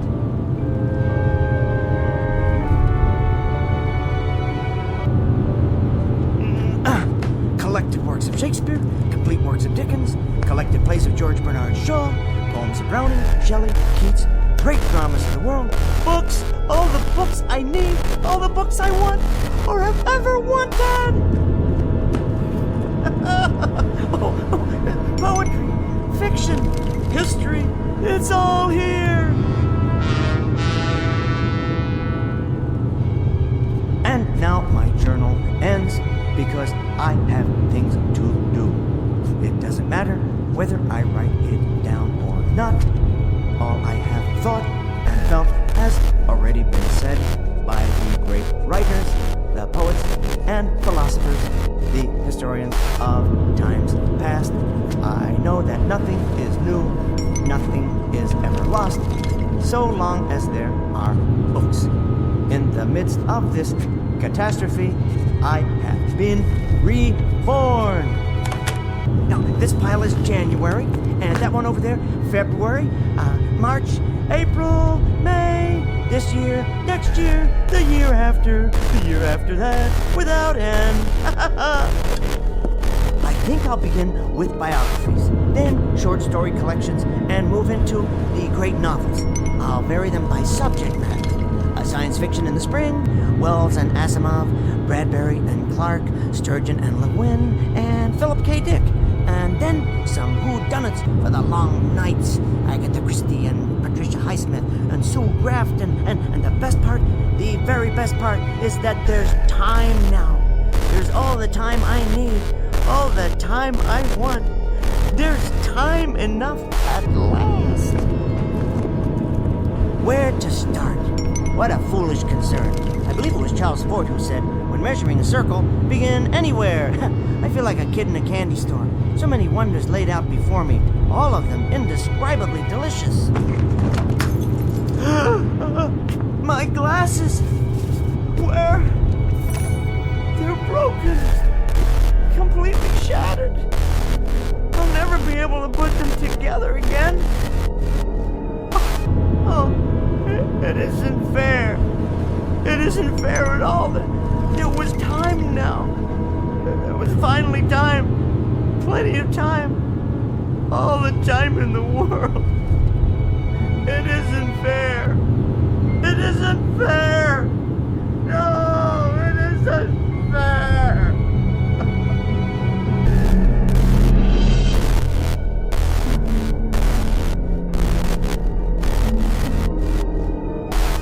The best laid plans of mice and men, and Mr. Bemis, the small man in the thick glasses who asked very little of life, who wanted nothing but time to read, only a moment out of an eon of moments, a mere instant out of eternity, for himself.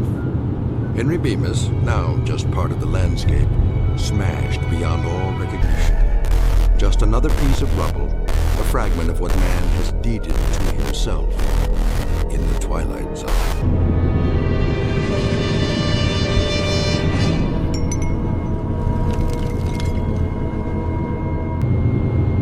This is Carl Amari, producer of the Twilight Zone Radio Dramas. I'd like to take a moment to tell you about our official website at twilightzoneradio.com, where you'll get the latest news and information on these Twilight Zone Radio Dramas. Plus, at twilightzoneradio.com, you can digitally download 3 free episodes or any of our episodes for only $1.95 each. In this age of ever-changing technology, we've decided to make these episodes instantly available to you by making the Twilight Zone Radio Dramas a digital download-only series. This means that this series will no longer be offered on CD.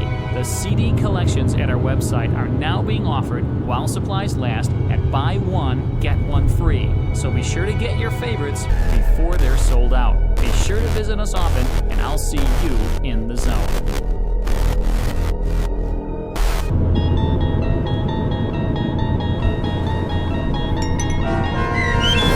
Time Enough at Last, starring Tim Kazurinsky with Stacy Keach as your narrator, was adapted for radio by Dennis Etchison and based on a script by Rod Serling from a story by Lynn Venable.